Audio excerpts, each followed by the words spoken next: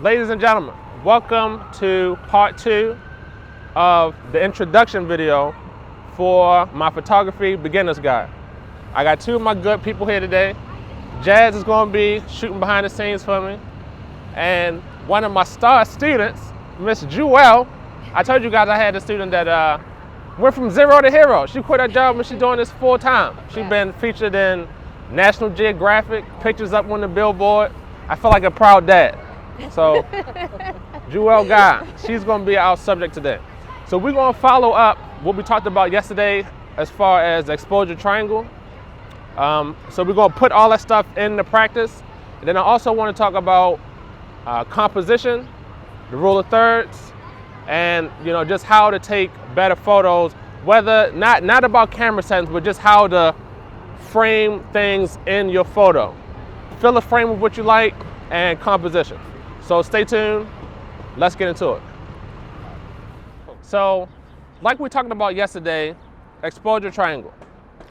If you are shooting things moving, then you want to have a faster shutter speed. If you're shooting handheld, I wouldn't go slower than a 1/100th of a second.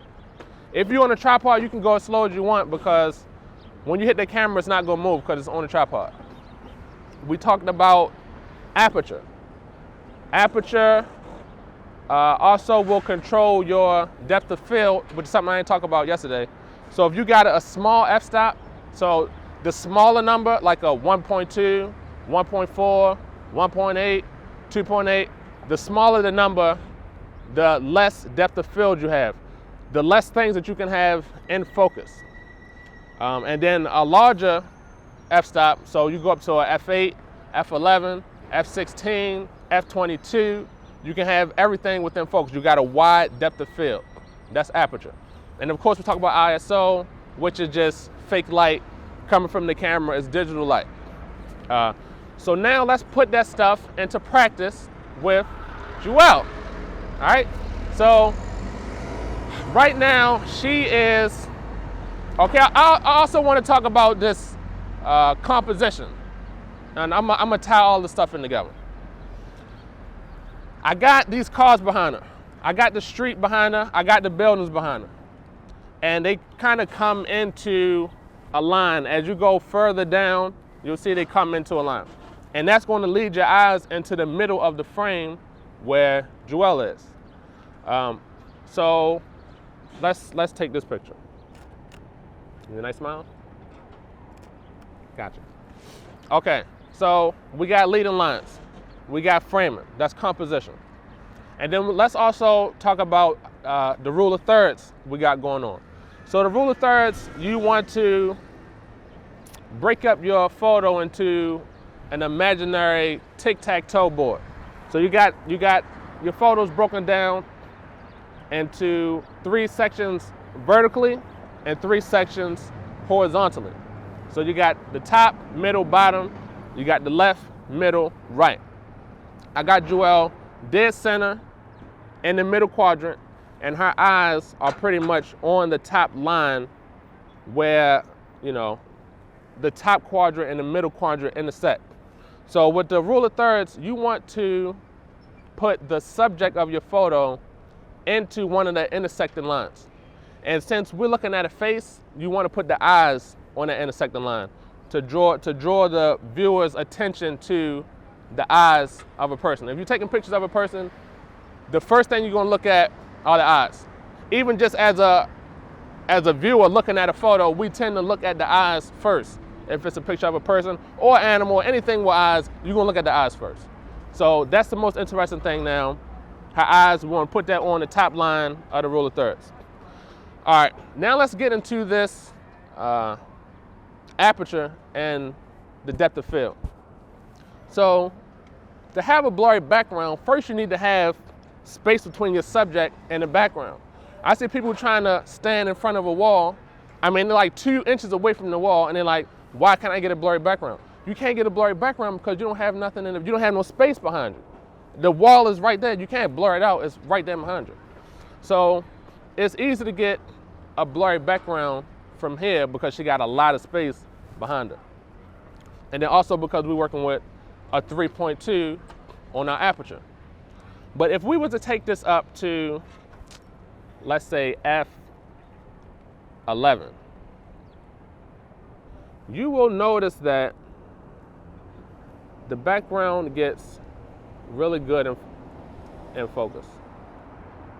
Gotcha. So if you look at the first photo at a 3.2 compared to this second photo at f11, was it? Yeah, at f11, you'll see how the background is much more in focus. So that's aperture, that's leading lines, that's rule of thirds. This video is brought to you by the Devin Trent Photography Beginner's Guide, a 3-hour video course designed to help you take better photographs in any situation using the camera and lens that you already have. To learn more, click the link below this video or visit devintrentphotography.com/guide.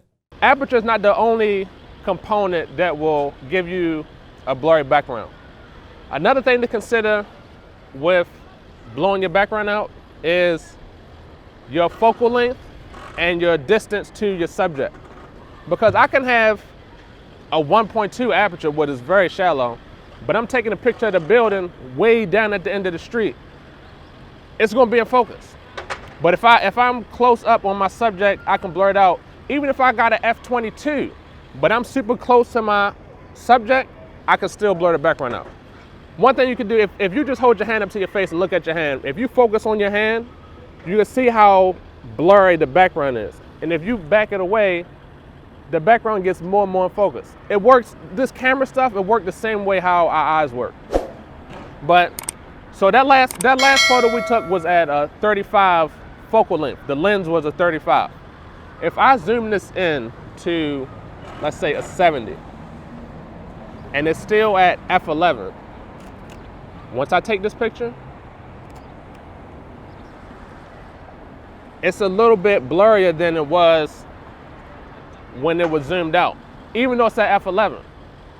So that's another thing to consider when you are trying to decide how you're gonna blur the background of your photo.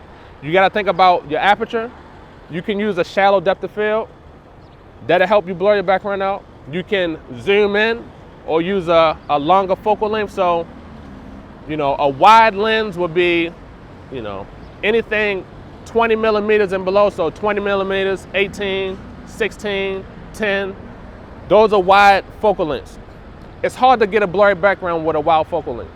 But if you zoom in to, let's say, a 50, that's a telephoto lens, a 70, an 85, a 100.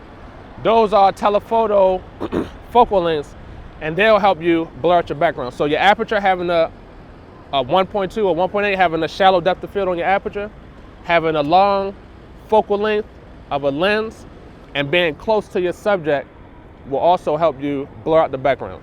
So take your aperture down, use a longer focal length, and get closer to your subject, and that'll blur your backgrounds. Let's go around and shoot some more. So let me show you another example of this leading lines business. Right now I got Jewel leaned up against the wall.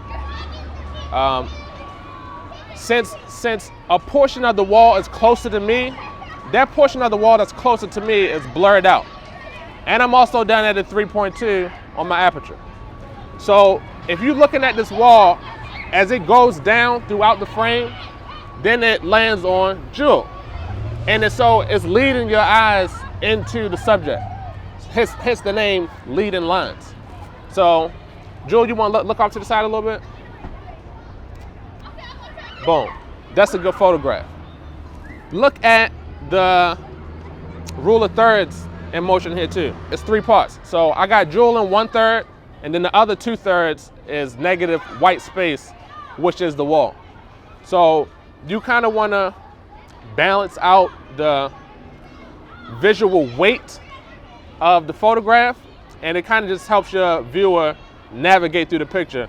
And you know, they're looking at this picture, the first thing they see is the white wall, and it leads their eyes into the subject. And I think that's a good shot. Let's go to the next spot. Let's talk about some psychology behind different photographs. If you want to make your subject look more powerful, one thing you can do is stoop down and shoot up at them. It makes them kind of look like a superhero, because like you're looking up to them. So that's one way you could do, one thing you could do. And then also, if you look right here behind my camera, since her face is facing off to the left, I want to have some empty space on the left. Just showing that, you know, like she's looking back.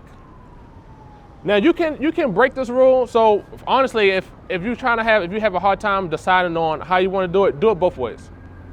But one good thing is so she's looking out to the left. I got some empty space. Boom, take that picture.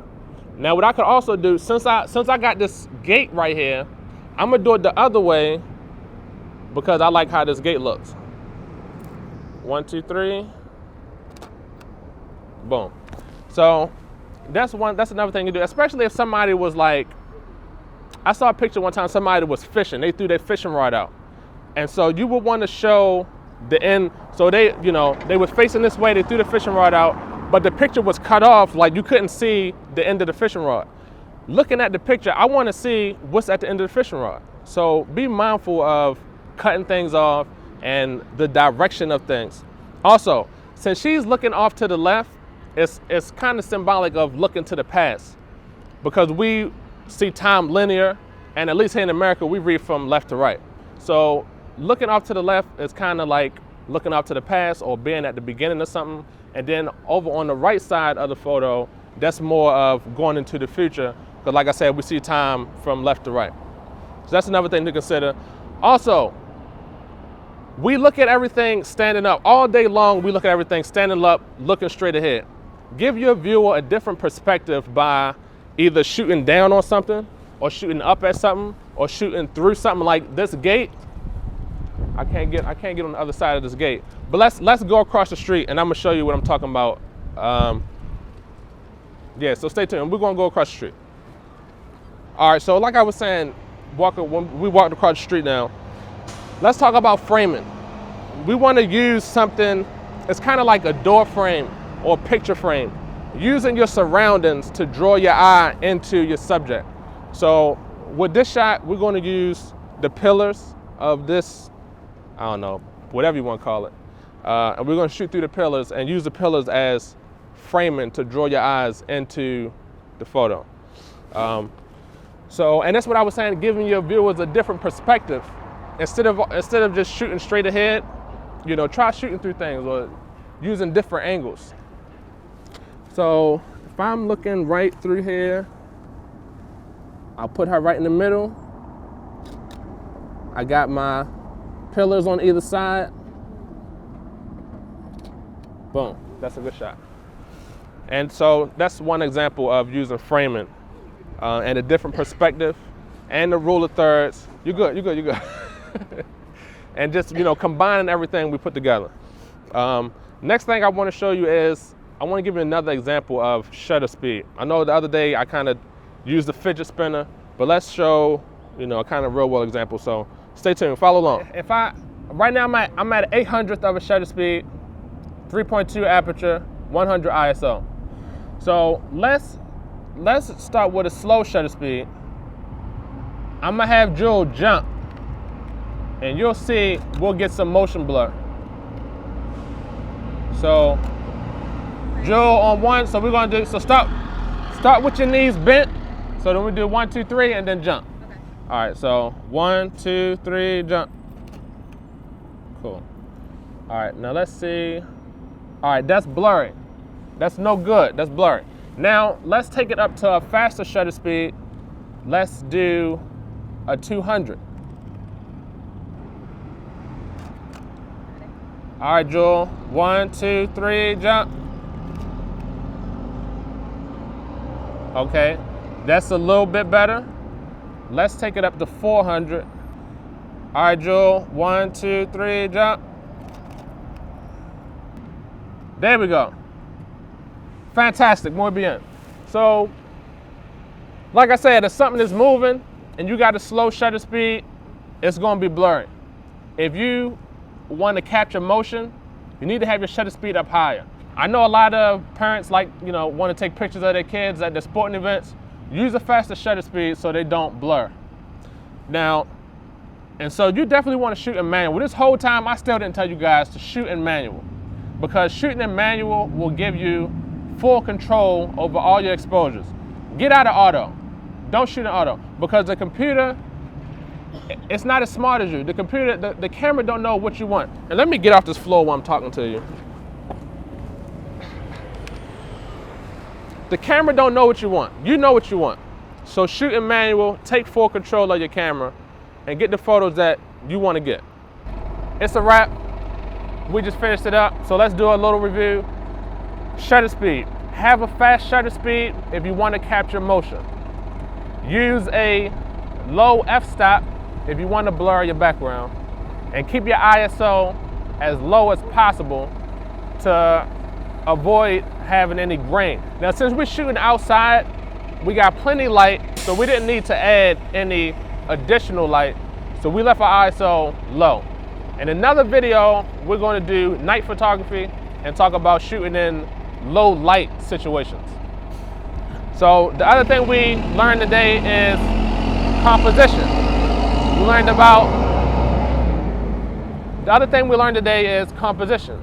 We learned about the rule of thirds. We learned about psychology. We learned about leading lines. We learned about, what else we learned about? Kind of posing your subject. You know, if they're looking off to the left, have some space over there to the left. If they're looking off to the right, leave some extra space over there to the right. And that's pretty much sums it up, guys. Stick around for the rest of this course. We're going to get into metering modes, using your light meter, using your histogram. We're going to talk about the different shooting modes, aperture priority, shutter priority. I highly recommend shooting in manual, but I told you I'm gonna teach you everything you want to know. So for you detail-oriented folk, I'm gonna tell you about these different shooting modes, which I highly recommend you don't use, you know, except for special situations. But 9 times out of 10, we're gonna be shooting in manual, shooting in RAW versus JPEG. I got a whole bunch of good stuff for you. So stick around, hope you have fun. Do your homework. Oh, this is the homework I wanna talk about. This is the homework. I want you to take 3 photos. Take a photo of something moving fast. Take a photo of a car driving by without it being blurred. Without it being, you know, motion blurred, driving past so fast that you can't, you know. Take a picture of a car driving past. The second picture is take a picture of something and have the background blurred out. And take another picture of something where everything is in focus, so it's no background blur. That's your homework. Email me your photos. I love to see your photos. I'm gonna do some photo critiques for you guys in the future. Email me at devin.trent84@gmail.com, and I'll do some photo critiques. Thank you kindly. I'll see you in the next video. Peace. Cool. Muy bien.